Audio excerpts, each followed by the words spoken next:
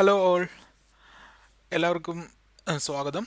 ഇന്ന് എൻ്റെ ടെസ്റ്റിംഗ് ട്യൂട്ടോറിയലിൻ്റെ രണ്ടാമത്തെ പാർട്ടാണ് ഞാനിവിടെ അവതരിപ്പിക്കുന്നത്. അപ്പോൾ ആദ്യത്തെ പാർട്ടിൽ എന്താണ് സോഫ്റ്റ്വെയർ ടെസ്റ്റിംഗ് എന്നും സോഫ്റ്റ്വെയർ ടെസ്റ്റിങ്ങിന് ചെയ്യാൻ വേണ്ടി ഒരാൾക്ക് എത്രത്തോളം സ്കിൽസ് മീൻസ് എങ്ങനെയൊക്കെ ടെക്നിക്കലും അല്ലെങ്കിൽ നോൺ ടെക്നിക്കൽ സ്കിൽസ് ഏതൊക്കെ വേണമെന്നുമാണ് പരിചയപ്പെടുത്തി. അതുപോലെ തന്നെ ഒരു സോഫ്റ്റ്വെയർ ടെസ്റ്റിൻ്റെ കരിയർ പാത്ത് ഏതൊക്കെ ഒരു സോഫ്റ്റ്വെയർ ടെസ്റ്റ് ജോബിന് കയറി കഴിഞ്ഞാൽ നിങ്ങളുടെ കരിയറിൽ നിങ്ങൾക്ക് എത്രത്തോളം മുന്നോട്ട് പോകാം എന്നതും ഞാൻ പറഞ്ഞിരുന്നു. ഇന്നത്തെ ടോപ്പിക്കിൽ ഞാൻ പറയാൻ ഉദ്ദേശിക്കുന്നത് എന്താണ് സോഫ്റ്റ്വെയർ ടെസ്റ്റിങ്ങിൻ്റെ ഡിഫറെൻറ്റ് ലെവൽസ്, അതിനുശേഷം ഇതിൻ്റെ ലൈഫ് സൈക്കിൾ. അപ്പോൾ ഈ പാട്ട് ഇതാണ് ആദ്യമായിട്ട് കാണുന്നവർ ആദ്യത്തെ പാട്ടൂടെ കണ്ടിട്ട് വന്ന് ഇത് കണ്ടു കഴിഞ്ഞാൽ ഒരു കണ്ടിന്യൂറ്റി കിട്ടും. അപ്പോൾ നിങ്ങൾക്ക് ഈ ട്യൂട്ടോറിയൽ സ്റ്റെപ്പായിട്ട് തന്നെ പഠിച്ച് നിങ്ങൾ ഓട്ടോമേഷൻ ടെസ്റ്റിംഗ് വരെ എത്താൻ പറ്റും. അപ്പോൾ നമുക്ക് ടോപ്പിക്കിലേക്ക് വരാം. അപ്പോൾ ഇന്ന് സംസാരിക്കുന്നത് levels of software testing. Software testing എന്ന് പറയാൻ ആസ് ഓൾ എടുത്തു കഴിഞ്ഞാൽ അതിനെ നമുക്ക് ഡിവൈഡ് ചെയ്ത് കഴിഞ്ഞാൽ നമുക്ക് പല പല ലെവൽസ് അതിലുണ്ട്. അതിൽ പ്രധാനപ്പെട്ടതാണ് unit testing, integration testing, system testing and acceptance testing. Unit testing എന്നതിനെപ്പറ്റി എന്താണെന്ന് ഞാൻ പറയുന്നതിന് മുമ്പ് ഈ ടെസ്റ്റിങ്ങിൽ ഏറ്റവും പ്രധാനപ്പെട്ട ഏത് ലെവൽസ് ആയാലും അതിൽ വേണ്ടത് ഒരു ടെസ്റ്റ് പ്ലാൻ ഉണ്ടാവണം. അതുപോലെ തന്നെ ആ പ്ലാൻ ബേസ് ചെയ്ത് നമ്മൾ എന്താണോ ടെസ്റ്റ് യൂസ് കേസുകൾ എന്നുള്ളത് അതിനനുസരിച്ച് ടെസ്റ്റ് കേസ് പ്രിപ്പയർ ചെയ്യണം. അതിന് ശേഷമായിരിക്കും ടെസ്റ്റ് നടത്തുന്നത്. അപ്പോൾ ഈ എല്ലാ ലെവൽസിലും ഈ മൂന്ന് കാര്യങ്ങളും ഉണ്ടെങ്കിലാണ് ഒരു ടെസ്റ്റിംഗ് കംപ്ലീറ്റ് ആണ് എന്ന് പറയാൻ പറ്റുന്നത്. ഓക്കെ, നമുക്ക് യൂണിറ്റ് ടെസ്റ്റിങ്ങിലേക്ക് പോകാം. യൂണിറ്റ് ടെസ്റ്റിംഗ് എന്ന് പറഞ്ഞു കഴിഞ്ഞാൽ ഒരു ഇൻഡിവിജ്വൽ യൂണിറ്റ്സ് അല്ലെങ്കിൽ components of the software test ചെയ്യുന്നതിനാണ്. ഒരു സിമ്പിൾ ഒരു കമ്പോണൻറ്റ്. അപ്പോൾ ഇതിലേറ്റവും ഇൻട്രസ്റ്റിംഗ് പാർട്ട് എന്താണെന്ന് പറഞ്ഞാൽ നമ്മൾ ടെസ്റ്റേഴ്സിന് ഇതിന് റോളില്ല. ഇതിന് റോൾ ഉള്ളതെന്ന് പറഞ്ഞു കഴിഞ്ഞാൽ ഡെവലപ്പേഴ്സിനാണ്. ഡെവലപ്പേഴ്സാണ് അവർ കോഡ് ചെയ്യുന്ന സമയത്ത് ഡെവലപ്പേഴ്സ് ടെസ്റ്റിംഗ് ഉണ്ടാവും.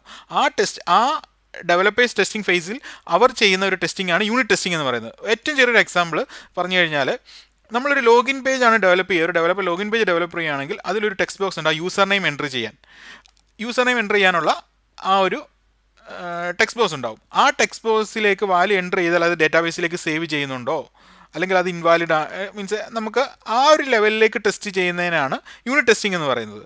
ഈ യൂണിറ്റ് ടെസ്റ്റിംഗ് ഫേസിൽ ഡെവലപ്പർ സാധാരണ ഡേറ്റാബേസിലേക്ക് സേവ് ചെയ്യാനുള്ള കോഡ് മീൻസ് അവർ യൂസ് ചെയ്യുന്ന ഫംഗ്ഷൻ, അവരുടെ ഡെവലപ്പിംഗ് ഫംഗ്ഷൻ ഉപയോഗിച്ചിട്ട് ആ ഡേറ്റാബേസിലേക്ക് വാല്യൂ ചെയ്യുന്നുണ്ട്. കുറേ മോക്ക് ഡേറ്റാസ് ഉപയോഗിച്ചിട്ട് ടെസ്റ്റ് ചെയ്യും. ഇത് സാധാരണ ഡെവലപ്പേഴ്സാണ് ചെയ്യുന്നത്, ടെസ്റ്റേഴ്സിന് റോളില്ല. ഇനി അടുത്ത രണ്ടാമത്തെ ലെവൽ എന്ന് പറഞ്ഞു കഴിഞ്ഞാൽ ഇൻ്റഗ്രേഷൻ ടെസ്റ്റിംഗ്. ഇൻ്റഗ്രേഷൻ ടെസ്റ്റിംഗ് എന്ന് പറഞ്ഞു കഴിഞ്ഞാൽ ഇതൊരു ഈ നമ്മൾ മുമ്പ് പറഞ്ഞ ചെറിയ ചെറിയ മോഡ്യൂൾസ് അല്ലെങ്കിൽ കമ്പോണൻസിനെ കമ്പൈൻ ചെയ്തിട്ട് ഒരു ഗ്രൂപ്പാക്കി ടെസ്റ്റ് ചെയ്യുന്നതിനാണ് ഇൻ്റഗ്രേഷൻ ടെസ്റ്റിംഗ് എന്ന് പറയുന്നത്.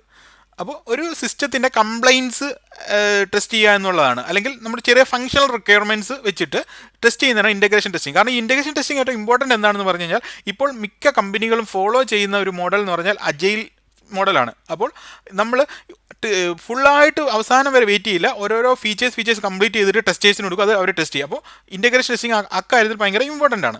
അപ്പോൾ ഞാനൊരു എക്സാമ്പിൾ ഇതിൽ താഴെ പറഞ്ഞിരിക്കുന്ന ഒരു ലോഗിൻ ഫംഗ്ഷൻ, ഒരു ലോഗിൻ പേജ്. ഇപ്പോൾ ഞാൻ ഈ നമ്മുടെ യൂണിറ്റ് ടെസ്റ്റിങ്ങിൽ പറഞ്ഞൊരു ലോഗിൻ യൂസർ നെയിം മാത്രമാണ്. പക്ഷേ ഇവിടെ ആകുമ്പോൾ ലോഗിൻ പേജിൽ യൂസർ നെയിം എൻ്റർ ചെയ്യണം, പാസ്വേഡ് എൻ്റർ ചെയ്യണം, ലോഗിൻ ബട്ടൺ ക്ലിക്ക് ചെയ്യണം. ഈ മൂന്നും കൂടെ ഒറ്റൊരു ഈ മൂന്ന് കമ്പോണൻസിൻ്റെ ഒറ്റ ഉള്ള ഒരു ഗ്രൂപ്പാക്കി മാറ്റി അവിടെ നമ്മൾ ടെസ്റ്റ് ചെയ്യണം. അപ്പോൾ നമുക്ക് ഇതിൽ പല പല ടെസ്റ്റ് കേസുകൾ കാണാം. ഇൻവാലിഡ് ലോഗിൻ, വാലിഡ് ലോഗിൻ, പിന്നെ അല്ലാതെ യൂസർ നെയിമിൻ്റെ പല പല മോഡുലേഷൻസ്, പല സ്റ്റൈല്, സൈസ് എത്ര ഉപയോഗിക്കുക, അതൊക്കെ പല പല കാര്യങ്ങൾ നമുക്ക് ഇതിന് ടെസ്റ്റ് കേസസ് പ്രിപ്പയർ ചെയ്യുകയും ടെസ്റ്റ് പ്ലാൻ തയ്യാറാക്കി ടെസ്റ്റ് കേസ് പ്രിപ്പയർ ചെയ്യും നമുക്ക് ടെസ്റ്റ് ചെയ്യാൻ പറ്റും. അപ്പോൾ അതിനെയാണ് ഇൻ്റഗ്രേഷൻ ടെസ്റ്റിംഗ് എന്ന് പറയുന്നത്. ഇനി അടുത്ത ലെവലാണ് സിസ്റ്റം ടെസ്റ്റിംഗ്. സിസ്റ്റം ടെസ്റ്റിംഗ് എന്ന് പറഞ്ഞു കഴിഞ്ഞാൽ ഒരു ഫുള്ളി മീൻസ് ഇതുപോലുള്ള ലോഗിൻ പേജ് പറഞ്ഞു, അതുപോലെ തന്നെ പല ഹോം പേജ് ഉണ്ടാവും, രജിസ്റ്റർ പേജ് ആവും, സൈനപ്പ് പേജ്, അല്ലെങ്കിൽ പല പല ഫംഗ്ഷൻസ് ഈ പേജെല്ലാം കൂടെ ഒറ്റ ഒരു ഇത് ചെയ്തിട്ട് ഇൻ്റഗ്രേറ്റ് ചെയ്ത് ഒരുമിച്ച് ചെയ്യുന്ന ഒരു സോഫ്റ്റ്വെയർ പ്രൊഡക്റ്റാക്കി ടെസ്റ്റ് ചെയ്യുന്നതിനാണ് സിസ്റ്റം ടെസ്റ്റിംഗ്. അത് നമ്മൾ ചെയ്യുമ്പോൾ ഒരു എൻഡ് ടു എൻഡ് ഫ്ലോ ആയിരിക്കും. നോർമലി ഒരു വെബ്സൈറ്റിൻ്റെ എൻഡ് ടു എൻഡ് ഫ്ലോ നമ്മൾ ഫസ്റ്റ് സൈനപ്പ് ചെയ്ത് ലോഗിൻ ചെയ്തിട്ട് അതിൻ്റെ അവസാനത്തെ ലെവൽ വരെ ഒരു എൻഡ് ടു എൻഡ് ഫ്ലോ. അപ്പോൾ ഇവിടെ ടെസ്റ്റ് പ്ലാനും ടെസ്റ്റ് കേസിനും ഒക്കെ ഭയങ്കര ഇമ്പോർട്ടൻസ് ഉണ്ട്. കാരണം ആ ഫ്ലോ നമ്മൾ എന്തൊക്കെ ടൈപ്പിൽ ഫ്ലോ നമുക്ക് ടെസ്റ്റ് ചെയ്യും, ആ ഫ്ലോ ഫുൾ നമ്മൾ ടെസ്റ്റ് ചെയ്യണം. അല്ലെങ്കിൽ നമുക്ക് ബഗ്സ് വരാനുള്ള ചാൻസ്, എൻഡ് പ്രൊഡക്റ്റിൽ ബഗ്സ് വരാനുള്ള ചാൻസ് വളരെ കൂടുതലാണ്. അതുകൊണ്ട് സിസ്റ്റം ടെസ്റ്റിംഗ് ഏറ്റവും ഇമ്പോർട്ടൻ്റ് ആയിട്ട് ചെയ്യേണ്ടതാണ്. അപ്പോൾ ഈ സിസ്റ്റം ടെസ്റ്റിങ്ങിലാണ് മെയിൻലി ഓട്ടോമേഷൻ ടെസ്റ്റിങ്ങും വരുന്നത്. കാരണം ഈ എൻഡ് ടു എൻഡ് ഫ്ലോസ് ആണ് ഓട്ടോമേഷൻ ടെസ്റ്റ് ചെയ്താൽ ഏറ്റവും നമുക്ക് ലാഭകരം, അല്ലെങ്കിൽ ഒരു കമ്പനിക്ക് ഏറ്റവും പിന്നുള്ള ഫ്യൂച്ചറിലേക്ക് ഏറ്റവും കൂടുതൽ ആവശ്യം വരുന്ന ഒരു സാധനമാണ് ഈ സിസ്റ്റം ടെസ്റ്റിങ്ങിൻ്റെ ഓട്ടോമേറ്റ് ചെയ്യുന്നത്. അപ്പോൾ നോർമലി ഈ എൻഡ് ടു എൻഡ് ഫ്ലോസ് ആണ് നമ്മൾ ഓട്ടോമേറ്റും ചെയ്യുന്നത്. ഇനി ഏറ്റവും ലാസ്റ്റ് ലെവൽ ഓഫ് ടെസ്റ്റിംഗ് ആണ്, അത് ഏറ്റവും ഇമ്പോർട്ടൻ്റ് ആണ്, ആക്സെപ്റ്റൻസ് ടെസ്റ്റിംഗ്. ഈ ആക്സെപ്റ്റൻസ് ടെസ്റ്റിംഗ് എന്ന് പറഞ്ഞാൽ നമ്മളത് നമ്മുടെ ആർക്കാണ് ഈ പ്രൊഡക്റ്റ് നമ്മൾ കൊടുക്കുന്നത് അവരുടെ നീഡ്സ് അല്ലെങ്കിൽ റിക്വയർമെൻറ്റ് അല്ലെങ്കിൽ അവരുടെ ബിസിനസ് പ്രോസസ്സ് എങ്ങനെയാണ് എന്നൊക്കെ ഇത് ചെയ്തിട്ടാണ് ഈ ആക്സെപ്റ്റൻസ് ടെസ്റ്റിംഗ് നമ്മൾ ചെയ്യുന്നത്. അപ്പോൾ ഈ ആക്സെപ്റ്റൻസ് ക്രൈറ്റീരിയ ഇതിലുണ്ടാവും. ഒരു യൂസർക്ക് എന്താണ് വേണ്ടത് അല്ലെങ്കിൽ നമ്മുടെ റിക്വയർമെൻറ്റ്സ് എന്നും വേണമെങ്കിൽ പറയാം. റിക്വയർമെൻറ്റ്സ് വെച്ചിട്ട് നമ്മളൊരു ആക്സെപ്റ്റൻസ് ക്രൈറ്റീരിയ ക്രിയേറ്റ് ചെയ്യുകയും ആ ക്രൈറ്റീരിയ വെച്ചിട്ടാണ് നമ്മൾ ഈ ആക്സെപ്റ്റൻസ് ടെസ്റ്റിംഗ് ചെയ്യുന്നത്. ഈ ആക്സെപ്റ്റൻസ് ടെസ്റ്റിംഗ് സത്യം പറഞ്ഞാൽ 2 ലെവലിലാണ് ഉള്ളത്. അത് ഇമ്പോർട്ടൻ്റ് ആണ്, നിങ്ങൾ മനസ്സിലാക്കണം. നിങ്ങൾ സത്യം പറഞ്ഞാൽ നിങ്ങൾ അറിയാത്ത പലർക്കും അറിയുന്ന കാര്യമാണ്. മീൻസ് ആ 2 ടൈപ്പ് എന്ന് പറയുന്നത്, ഫസ്റ്റ് ടൈപ്പ് എന്ന് പറഞ്ഞാൽ ആൽഫ ടെസ്റ്റിംഗ് എന്ന് പറഞ്ഞു കഴിഞ്ഞാൽ നമ്മുടെ ടെസ്റ്റേഴ്സ് തന്നെ, മീൻസ് ഈ ടെസ്റ്റിംഗ് ജോബിലേക്ക് വരുന്ന ആൾക്കാർ തന്നെ ടെസ്റ്റ് ചെയ്യണം. ഈ യൂസറിൻ്റെ കയ്യിൽ റിക്വയർമെൻറ്റ് മേടിച്ച് അതിൽ നിന്ന് ആക്സെപ്റ്റൻസ് ക്രൈറ്റീരിയ ക്രിയേറ്റ് ചെയ്ത് അതിൽ നിന്ന് ടെസ്റ്റ് കേസ് പ്രിപ്പയർ ചെയ്തിട്ട് നമ്മൾ ടെസ്റ്റ് ചെയ്യുന്നതിനാണ് ആൽഫ ടെസ്റ്റിംഗ്. അടുത്ത ലെവലാണ് ഈ ആൽഫ ടെസ്റ്റിംഗ് സക്സസ് ആണെങ്കിൽ ബീറ്റ ലെവൽ. അപ്പോൾ ബീറ്റ വെർഷൻ എന്ന് പറഞ്ഞാൽ നിങ്ങൾ പല പ്രോഡക്റ്റിനും വാട്സാപ്പ് ആയാലും ഫേസ്ബുക്ക് ആയാലും എല്ലാത്തിനും ബീറ്റ വെർഷൻ ഉണ്ട്. അത് കസ്റ്റമേഴ്സിൻ്റെ കയ്യിലേക്ക് കൊടുക്കുകയാണ്. അപ്പോൾ അവർക്ക് ടെസ്റ്റ് ചെയ്യുകയും അവർക്ക് എന്തെങ്കിലും ബഗ്സ് ഉണ്ടെങ്കിൽ അവർക്ക് കമ്പനി അറിയിക്കാൻ പറ്റുന്നതാണ് ബീറ്റ ടെസ്റ്റിംഗ് എന്ന് പറയുന്നത്. അപ്പോൾ 2 ലെവൽ ഓഫ് ആക്സെപ്റ്റൻസ് ടെസ്റ്റിംഗ് ആണുള്ളത്, ഒന്ന് ആൽഫയും മറ്റേത് ബീറ്റയും. ഇതും ഏറ്റവും ഇമ്പോർട്ടൻറ്റ് പാർട്സ് ആണ്, കാരണം ഇത് എൻഡ് ടെസ്റ്റിംഗ് ആണ്, ഒരു പ്രൊഡക്റ്റ് ഇറങ്ങുന്നതിന് തൊട്ട് മുമ്പുള്ള ടെസ്റ്റിംഗ് ആണ്. അപ്പോൾ ഇത് ഏറ്റവും നമ്മൾ ക്രിട്ടിക്കൽ ടെസ്റ്റിംഗ് ആണ്. നമ്മൾ നല്ലപോലെ തന്നെ എഫേർട്ട് എടുത്തിട്ട് ആ ഒരു രീതിയിൽ തന്നെ ചെയ്യേണ്ട ഒരു കാര്യമാണ് ഈ ആക്സെപ്റ്റൻസ് ടെസ്റ്റിംഗ് എന്ന് പറയുന്നത്. ഓക്കെ, ഇനി അടുത്തതെന്ന് പറഞ്ഞു കഴിഞ്ഞാൽ ഞാൻ ഇത്രയും ഈ ലെവൽസിൻ്റെ എല്ലാം പറഞ്ഞപ്പോൾ അതിൻ്റെ ഒരു ലൈഫ് സൈക്കിൾ എന്താണ്, ഒരു സോഫ്റ്റ്വെയർ ടെസ്റ്റിംഗ് ലൈഫ് സൈക്കിൾ എന്ന് പറയുന്നത്. അപ്പോൾ ഇത് ഏത് ലെവൽ എടുത്താലും ഈ ഒരു മീൻസ് സൈക്കിളാണ് നോർമലി മുന്നോട്ട് പോകുന്നത്. അപ്പോൾ ഫസ്റ്റ് എന്ന് പറഞ്ഞാൽ റിക്വയർമെൻറ്റ് അനാലിസിസ്.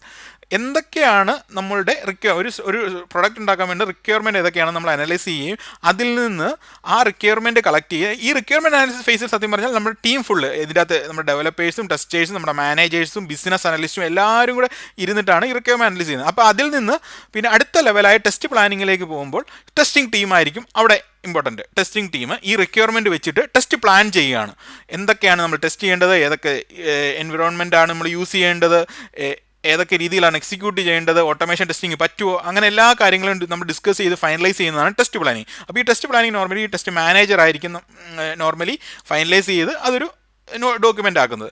ടെസ്റ്റ് പ്ലാനിങ് കഴിഞ്ഞ ശേഷം ഓരോരുത്തർക്കും കിട്ടിയ വർക്ക് അനുസരിച്ചിട്ട് അടുത്തത് ടെസ്റ്റ് കേസ് ഡെവലപ്മെൻ്റ് ആണ്. ഈ റിക്വയർമെൻറ്റ് വെച്ചിട്ട് നമ്മളെ യൂസ് കേസുകൾ ഫൈൻഡ് ചെയ്തിട്ട് ടെസ്റ്റ് കേസ്. അപ്പോൾ ടെസ്റ്റ് കേസ് ഡെവലപ്മെൻറ്റിലാണ് ഏറ്റവും വേണ്ടപ്പെട്ട ഒരു സ്കില്ലായ അനാലിറ്റിക്കൽ അല്ലെങ്കിൽ പ്രോബ്ലം സോൾവിങ് സ്കില്ല് നമ്മൾ out of the box think ചെയ്തിട്ട് ടെസ്റ്റ് കേസുകൾ പ്രിപ്പയർ ചെയ്യണം. കാരണം നമ്മൾ എല്ലാ ഫീച്ചേഴ്സും മീൻസ് ഈ റിക്വയർമെൻറ്റ്സ് ബേസ് ചെയ്തിട്ട് എല്ലാ കാര്യങ്ങളും ഈ ടെസ്റ്റ് കേസിൽ ഉണ്ടെങ്കിലാണ് നല്ല രീതിയിൽ നമുക്ക് ടെസ്റ്റ് ചെയ്യാൻ പറ്റുന്നത്. കാരണം നമ്മൾ അല്ലെങ്കിൽ ടെസ്റ്റ് ചെയ്യുന്ന സമയത്ത് നമുക്ക് എല്ലാ കാര്യങ്ങളും നമ്മൾ ഓർത്തിരിക്കുന്നില്ല. അപ്പോൾ ടെസ്റ്റ് കേസ് നമ്മൾ ഡോക്യുമെൻ്റ് ആക്കി കഴിഞ്ഞാൽ നമുക്ക് എല്ലാ കാര്യങ്ങളും ഓർത്തിരിക്കുകയും നമുക്ക് അതിനനുസരിച്ച് ടെസ്റ്റ് ചെയ്യാനും പറ്റും. അടുത്താണ് ടെസ്റ്റ് എൻവിറോൺമെൻറ്റ്. ഇപ്പോൾ ഫോർ എക്സാമ്പിൾ നമ്മൾ പല ആപ്ലിക്കേഷനും പല ബ്രൗസേഴ്സിൽ, ഇപ്പം Chrome, Firefox, safari, IE, edge, അങ്ങനെ ഇഷ്ടംപോലെ ബ്രൗസേഴ്സ് ഉണ്ട്. ഏത് ബ്രൗസറിൽ ഇപ്പം ടെസ്റ്റ് ചെയ്യാൻ പറ്റും. അങ്ങനെ മൊബൈൽ ആപ്ലിക്കേഷൻ ആണെങ്കിൽ ആൻഡ്രോയിഡ്, iOS, അങ്ങനെ പല എൻവിറോൺമെൻറ്റ്സ് ഉണ്ടാവും. ഈ എല്ലാ എൻവിറോൺമെൻറ്റിൽ നമ്മൾ സെറ്റപ്പ് ചെയ്തിട്ട് നമുക്ക് ആവശ്യം ഏതൊക്കെ എൻവിറോൺമെൻറ്റ് ആ സെറ്റപ്പ് ചെയ്തിട്ട് അവിടെ ടെസ്റ്റ് ചെയ്യേണ്ടി വരും. അതാണ് ടെസ്റ്റ് എൻവിറോൺമെൻറ്റ് സെറ്റപ്പ് എന്ന് പറയുന്നത്. അടുത്തതാണ് എക്സിക്യൂഷൻ. ഇതാണ് ഏറ്റവും ഇമ്പോർട്ടൻറ്റ് ഫേസ്. ഈ ടെസ്റ്റ് എക്സിക്യൂഷനിൽ ഓട്ടോമേഷൻ വേണമെന്നുണ്ടെങ്കിൽ അത് ഓട്ടോമേഷൻ ടെസ്റ്റേഴ്സ് ഉണ്ടെങ്കിൽ അവർ ഓട്ടോമേറ്റ് ചെയ്യും. മാനുവൽ ടെസ്റ്റേഴ്സ് ആണെങ്കിൽ ഈ ടെസ്റ്റ് കേസ് വെച്ചിട്ട് അവർ ടെസ്റ്റിംഗ് എക്സിക്യൂഷൻ ചെയ്യും. അപ്പോൾ ഈ 2 പ്രോസസ്സ് നടക്കുന്നതാണ് എക്സിക്യൂഷൻ ഫേസിൽ.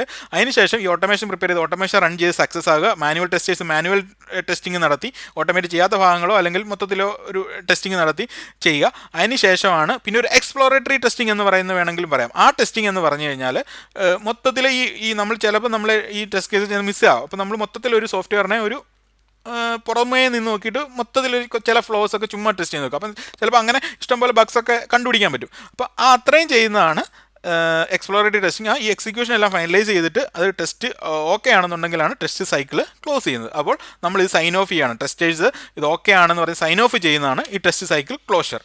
അപ്പോൾ ഇത്രയുമാണ് ഞാൻ ഇന്ന് പറയാൻ ഉദ്ദേശിച്ചത്, ഡിഫറെൻറ്റ് ലെവൽസ് ഓഫ് ടെസ്റ്റിംഗ്. ഇത് നിങ്ങൾക്ക് മനസ്സിലായി കാണുമെന്ന് വിചാരിക്കുന്നു. മനസ്സിലായി കാണുമെന്നുള്ളവർ ഇനിയുള്ള ബാക്കിയുള്ള വീഡിയോസ് കാണാൻ വേണ്ടിയിട്ട് ഇത് ചാനൽ സബ്സ്ക്രൈബ് ചെയ്യുക. അപ്പോൾ നിങ്ങൾക്ക് ഇനിയുള്ള ബാക്കിയുള്ള ഈ മാനുവൽ ടെസ്റ്റിങ്ങിൻ്റെ പല അടുത്ത പാർട്സിലൊക്കെ ഞാൻ ഉദ്ദേശിക്കുന്നത് ടെസ്റ്റ് കേസ് എങ്ങനെ പ്രിപ്പയർ ചെയ്യാം, അതുപോലെ തന്നെ പല ടൈപ്പ് ഓഫ് ടെസ്റ്റിംഗ് എന്തൊക്കെയാണ്, പിന്നെ അതിനുശേഷം ഓട്ടോമേഷൻ ടെസ്റ്റിങ്ങിലേക്ക് പോകും. സെലേനിയം ആണ് ഫസ്റ്റ്, അതിനുശേഷം അതിൻ്റെ ട്യൂട്ടോറിയൽസൊക്കെ ഉണ്ടാവും. അപ്പോൾ നിങ്ങൾ മീൻസ് ടെസ്റ്റിംഗ് ഫീൽഡിലേക്ക് വരണമെന്ന് ആഗ്രഹിക്കുന്നവർ ഈ സബ്സ്ക്രൈബ് ചെയ്ത് കഴിഞ്ഞാൽ നിങ്ങൾക്ക് സ്റ്റെപ്പായിട്ട് തന്നെ ടെസ്റ്റിംഗ് പഠിക്കുകയും നിങ്ങൾക്കൊരു ഇൻ്റർവ്യൂവിന് പ്രിപ്പയർ ചെയ്യുന്ന രീതിയിലേക്ക് എത്തുകയും ചെയ്യാം. അപ്പോൾ എല്ലാവർക്കും നന്ദി. Thank you all.